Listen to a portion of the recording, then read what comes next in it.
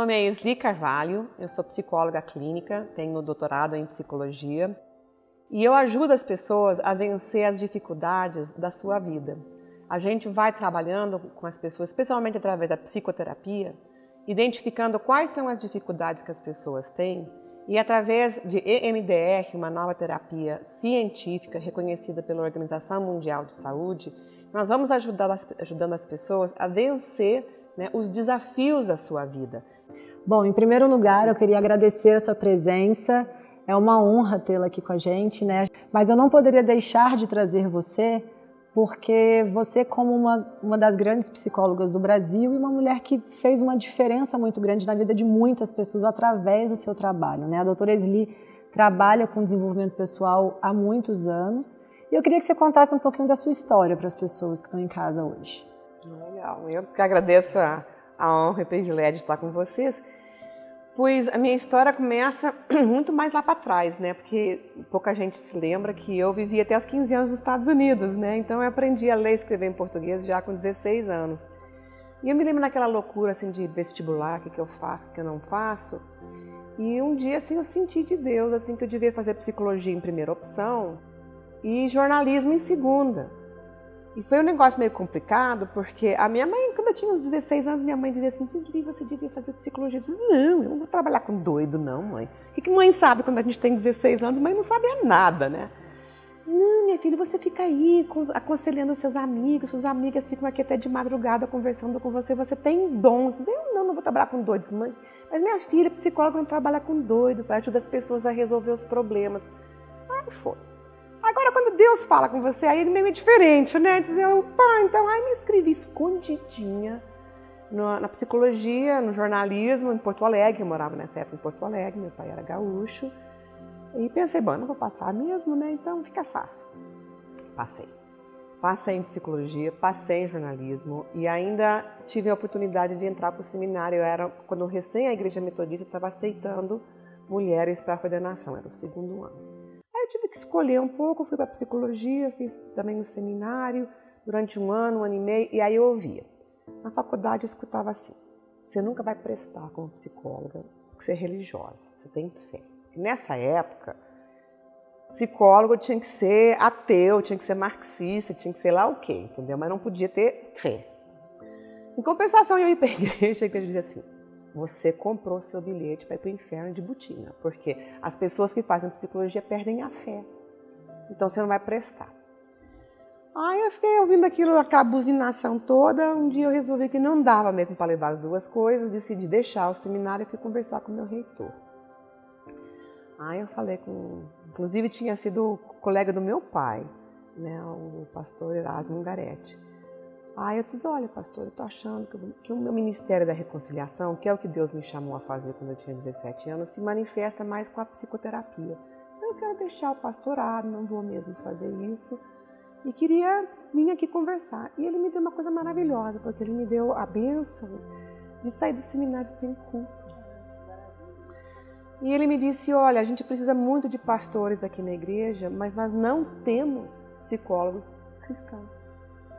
E muito do que se faz nas igrejas, especialmente naquela época, eu não vou nem contar quantos anos faz, né, não passa de charlatanismo, foi a expressão que ele usou. Então eu quero te abençoar para você sair do seminário e ser a psicóloga, mas a psicóloga melhor que você puder, para você glorificar Deus com a sua vida e servir a igreja. E eu acho que assim, eu desfruto dessa bênção até hoje. Então eu sou muito agradecida a ele por isso, eu me comovo. Então eu fui para a faculdade, para valer, fiz psicologia, acabei voltando para Brasília, vim para morar em Brasília, numa dessas andanças todas, terminei a faculdade aqui e realmente me esforcei sempre em ser o melhor, né? Estudar, aproveitei meu inglês para estudar os livros em inglês, fiz cursos nos Estados Unidos na medida em que eu pude, né? Casei, acabei descasando, fui embora para o Equador com uma filha pequena, com muita luta, com muito esforço. Antes de ir embora, então aí foi quando eu conheci o que era naquela época, acho que chamava Comunidade Evangélica, né, em Goiânia. E numa situação muito difícil, meu primeiro marido tinha me deixado com uma criança muito pequenininha, eu estava fazendo um curso de formação em companheiros de junto. E eu tive que adiar por um problema de saúde, realmente. E foi quando eu conheci o pessoal, a turma de Goiânia veio. E eu me lembro, assim, o pessoal acreditou mais em mim, no que eu tinha para oferecer, do que eu mesma, né? E aí eu comecei a ir uma vez por mês a Goiânia, dar formação durante 1 ano e meio, 2 anos, para uma turma que hoje todo mundo virou psicóloga, todo mundo se espalhou pelo Brasil. Tem sido muito bonito ver esse crescimento, assim, de ver como realmente uma semente tão pequenininha, né, virou uma coisa tão grande, né, e que abençoa tantas pessoas realmente pelo Brasil todo. Não, e é legal porque assim, eu já te conheço há muito tempo e a gente estava conversando, né, acho que eu tenho mais ou menos a idade da sua filha, e aí eu lembro sempre de escutar todas, né, a minha mãe, a Bispa Ana, falando de você como uma referência na área da psicologia para elas. E hoje elas são psicólogas, que eu acho que até talvez um pouco da sua influência, né, com certeza. Todo mundo, E aí eu vejo, a gente estava conversando um pouco antes, porque eu vejo o quanto é importante o papel hoje do psicólogo cristão, até para trazer um pouco de organização na mente da pessoa e não deixar a pessoa tomar algumas decisões também. Não que a gente tenha essa necessidade e nem pode, né, dirigir a vida da pessoa dessa maneira. Mas a gente dar uma orientação para que a pessoa cristã possa encontrar dentro dela um equilíbrio também, né? Porque antigamente, é o que você falou, os psicólogos eles eram muito ateus, então chegavam cristãos dentro do consultório, eles acabavam desacreditando aquela pessoa, né? Querendo ou não, acho que era tudo muito sutil. E o psicólogo cristão, acho que ele tem um pouco mais de equilíbrio, ele sabe respeitar um pouco mais a questão da religiosidade, sabe o quanto é importante o poder de Deus na vida daquela pessoa, né? A gente não faz milagre sozinho. Então, acho que tudo isso é importante. E você hoje é uma das referências em MDR no Brasil e no mundo, né? Que é uma técnica muito nova, né? Eu falo bastante dessa técnica quando eu vou para os meus cursos. Muita gente me procura e fala assim, até já passei o telefone da sua clínica para vários, que eles falam assim, mas Lia, como assim? Eu falo, gente, eu não sou especializada, né? Não tenho especialidade nisso, mas existem pessoas que têm. E eu sei que isso é fantástico, porque eu já vivenciei, eu já fiz a técnica, né? Já fui paciente do MDR e vejo o quanto é milagroso, porque é uma ciência, né, Isli? É uma ciência que, na verdade, ele cura um trauma. A gente pode falar isso? Eu acho que a gente pode falar nisso. Só pegando um pouquinho aqui uma deixa que você falou, quando eu era ainda aluna de psicologia, se fundou o corpo de psicólogos e psiquiatras cristãos. Porque a gente tinha muito essas minhocas mesmo, né? Como é que a gente pode ser cristão, né, num mundo tão difícil e tão hostil à nossa fé, inclusive, porque naquela época, especialmente os evangélicos, protestantes, né, eu fui criada como protestante, né, nós éramos uma minoria muito pequena. Tanto assim, eu era conhecida como herege, minha família, assim, nós éramos tudo hereges. Eles eram incorretos, mas eram hereges, né, porque a gente não tinha essa fé. Então, o CPPC, né, o Corpo de Psicólogos e Psiquiatras Cristãos, nos ajudou muito a fazer reflexões sobre isso. Qual é a nossa postura dentro de abordagens diversas que nós temos, porque uns são psicanalistas, outros foram para Gestalt, uns para o psicodrama, eventualmente para terapia familiar e hoje a MDR, né? Mas como manifestar isso dentro também da nossa coerência de valores, né? Sem desrespeitar os nossos pacientes, porque a gente não pode, obviamente, impor a nossa fé, mas, por outro lado, respeitar os valores, inclusive religiosos das pessoas, sejam eles cristãos ou não, né?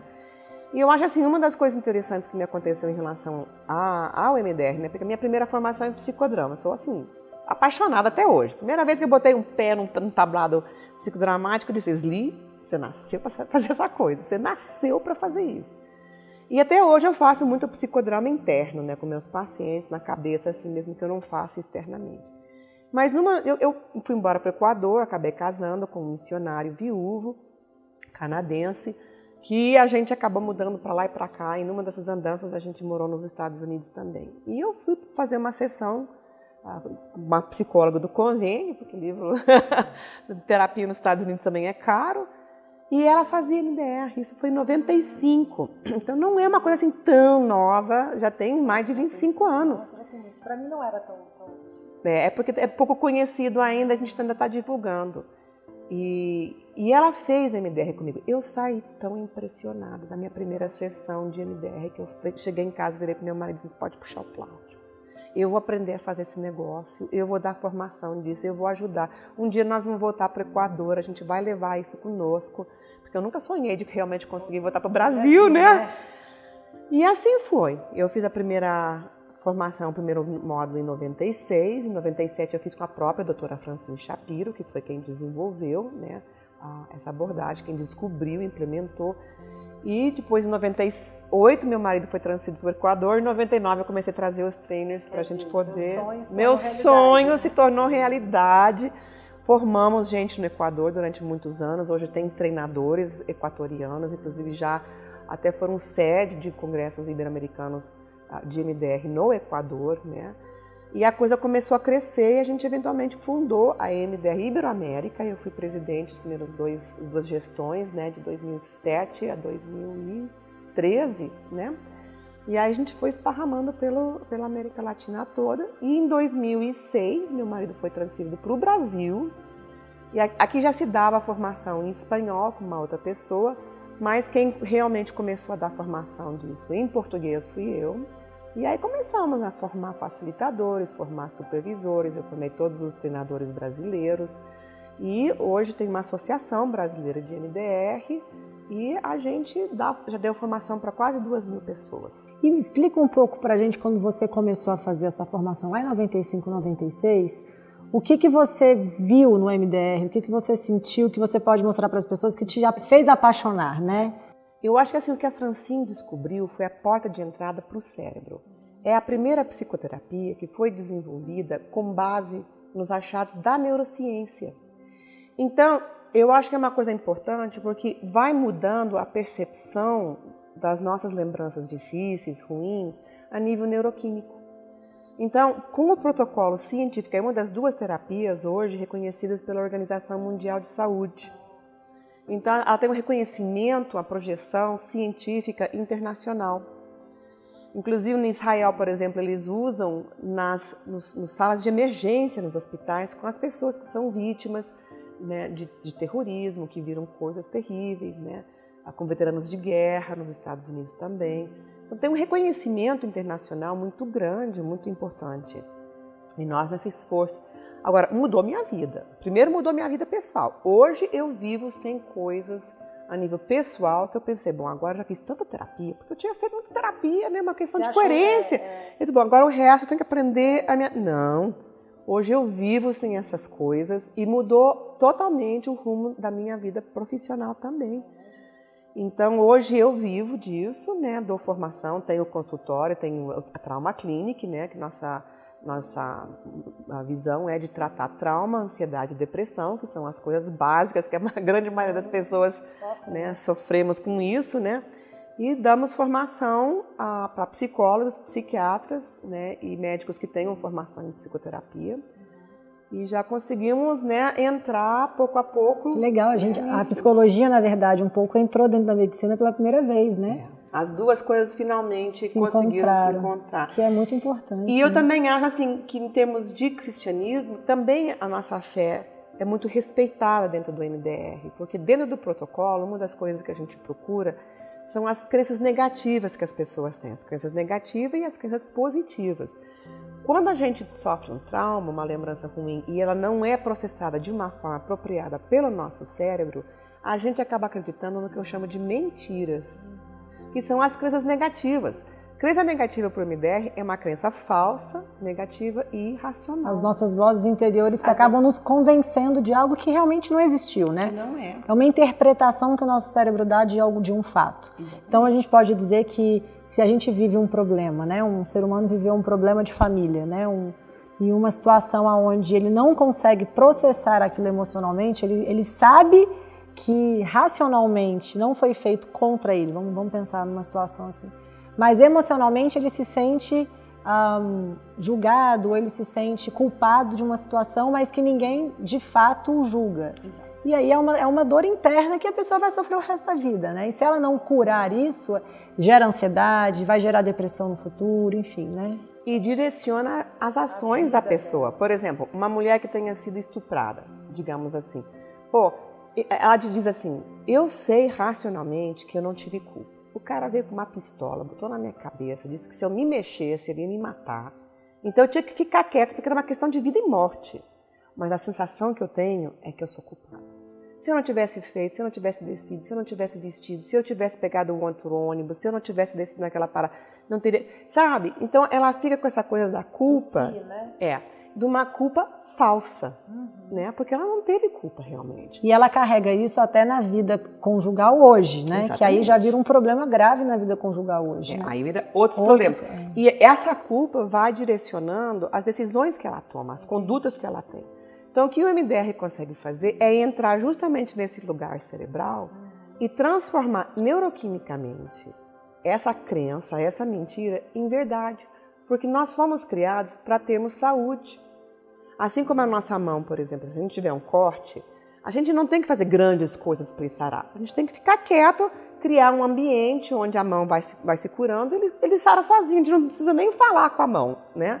E ele sara. Então a Francine dizia, se o nosso corpo é capaz de fazer isso, por que não o nosso cérebro? E foi isso que ela entendeu, sabe? É isso que ela conseguiu resgatar. Então, o que nós temos que fazer com o MDR? Criar um espaço, uma estrutura que a gente faz como protocolo, que é um protocolo científico de 8 passos. A gente cria aquela situação, a gente ajuda a dar um arranque para o cérebro poder se curar a si mesmo e é o cérebro que faz isso. E ele transforma essa mentira em verdade. No meu caso, quando eu fiz, eu lembro que quando eu estava vivenciando no momento da sessão, e eu lembro que eu lembrei de uma cena não tão traumática, mas emocionalmente triste para mim, e que toda vez que eu me lembrava daquela situação, eu começava a enxergar que eu tinha outros problemas que vinham daquele dia, né? E a gente não percebe isso no dia a dia, porque a gente não tem tempo para ficar pensando, hoje a gente não tem tempo nem para pensar nos problemas, quanto mais da onde ele surgiu, né? Mas eu me lembro que irracionalmente, não sei se eu posso falar assim, a partir daquele momento, você vivencia situações parecidas com o que você vivenciou no passado, mas a sua atitude é completamente diferente, porque quimicamente o cérebro já manda mensagem dizendo, bom, está acontecendo novamente, você vai agir de maneira diferente? É isso? De certa forma é. Eu acho que assim, quando a gente vive experiências, e quando a gente fala de trauma, a gente tem um conceito muito amplo de trauma. Não é só aquela coisa assim, o acidente de carro em que todo mundo morreu e um sobreviveu. Não. Mesmo essas lembranças pequenas, quando a gente é pequeno, quando a gente é criança, né, o cachorrinho morreu, você viu uma coisa assim, o jeito da sua mãe ou sua professora falar com você ficou marcado para sempre. O cérebro não conseguiu digerir de uma forma apropriada, não conseguiu processar. Porque Deus nos deu um processamento natural que é o sonho. Você lembra que quando a gente sonha, o movimento rápido ocular, que eles chamam em inglês do Rapid Eye Movement Sleep, o sono REM, né? Então isso daí vai processando e vai arquivando. Quando a gente tem situações que a gente não consegue digerir, processar aquilo de uma forma apropriada, o cérebro trava naquela rede neuronal. Quando ele trava, todas as vezes que você bater em situações parecidas, vai lá atrás. E a gente repete a conduta lá de trás. Então o que o MDR vai fazer? Ele vai te ajudar a achar aquela lembrança, e é muito interessante, assim como os sonhos são esdrúxulos, como o cérebro vai juntando isso é muito interessante, porque a gente vai puxando aquele fio da meada e vê aquelas lembranças todas juntas. É engraçado, porque são coisas que você naturalmente não lembra, mas naquele momento você lembra de uma cena, dos pequenos detalhes da cena, né? Tudo está ali, porque a lembrança difícil, traumática, ela é guardada no cérebro de uma forma diferente. Por exemplo, se eu te perguntar, o que você estava vestida 3 semanas atrás, na hora do almoço de terça-feira, você não vai lembrar, porque não era importante. Mas se perguntar para uma pessoa, o que você estava vestido naquele acidente de carro que a fulana morreu? Te diz com um luxo de detalhe. Por quê? Porque a lembrança traumática é arquivada de uma forma muito diferente no cérebro. Então a gente vai lá e puxa isso, e às vezes a pessoa não lembra de tudo, vai puxando outras lembranças também. Então quando isso começa a reprocessar, reprocessa toda essa rede de lembranças que estavam conectadas. Então quando limpa muita coisa e é rápido. Não, o mais impressionante é a rapidez, né? É impressionante. Quantas sessões para que vocês geralmente indicam para uma pessoa que sofreu um trauma? Vamos colocar médio, assim, não precisa ser o trauma, que foi a única que sobreviveu, mas também não foi algo pequeno, assim. Isso é um pouco relativo, porque cada caso é um caso. Eu digo assim, eu tenho uma amiga minha, Ana Gomes, que diz assim, que as pessoas vêm para terapia para fazer uma de 3 coisas. Para arrumar mesa, para arrumar um quarto ou para arrumar casa. Então tem gente que vem para arrumar assim, arrumar mesa. Eu tenho medo de avião. Eu sofri um acidente de avião, o avião acabou aterrissando de barrigada, a gente achou que fosse morrer, não sei o que mais. Pô, é um trauma, né? Quem é que sobe um avião depois disso daí sem, né, morrer de medo? Ela não subia mais em avião, ela não andava mais de avião, né? Aí, então, o que a gente faz? A gente, em 2, 3, 4, 5 sessões, a gente resolve este foco. Se tem uma coisa clara, né, uma lembrança traumática, que é a causa, e não está lá atrás, não é uma coisa complexa, às vezes isso em 4, 5, 6 sessões a gente resolve. Arrumou a mesa, como você falou, arrumou a mesa. Agora, tem gente que vem e diz assim, doutora, eu sou concursada, eu tenho meu dinheiro, eu sou independente financeiramente, né? Eu tenho meu apartamento, tenho minhas amizades, mas eu tenho um dedo podre para escolher homem.